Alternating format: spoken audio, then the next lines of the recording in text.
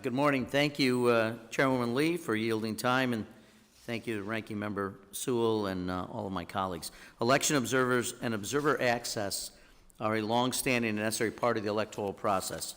The House of Representatives itself has been conducting an election observer program for decades, exercising the constitutional authority, which has been mentioned by my colleagues under the judging clause of Article 1, Section 5, Clause 1 of the U.S. Constitution, to send observers to gather information in elections that may eventually come before the House in the form of a contest.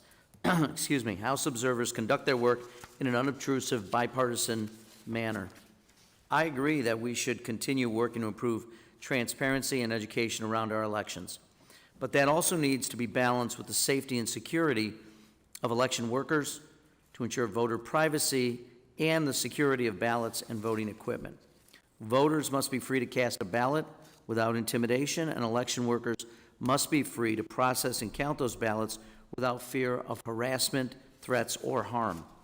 Additionally, as state and local election officials work to improve access, transparency, and security, they need funding to do so. Federal elections are on the ballot in every state every 2 years, and we should fully fund their security and administration. Tragically, this country has a long history of voter intimidation. The Republican National Committee itself, for example, was subject to a consent decree for several decades for alleged voter intimidation tactics. In recent years, lies and disinformation about the presidential election fueled armed protests in Arizona in 2020 as ballots were being counted.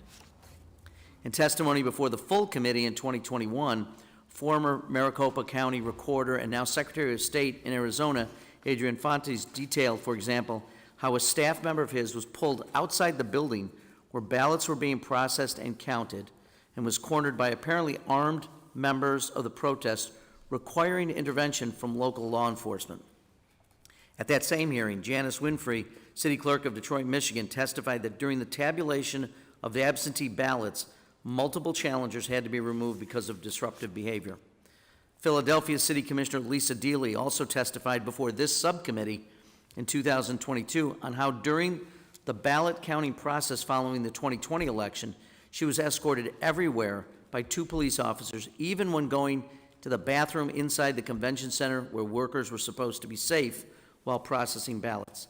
In Arizona, again in 2022, individuals armed and in tactical gear showed up to, quote unquote, monitor ballot drop boxes.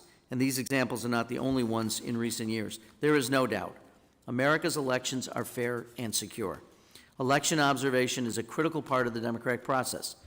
We can and we must strike a balance between transparency and safety, and in search of that balance, I'm looking forward to today's testimony and discussion, and thank you, Chairwoman Lee. I yield back.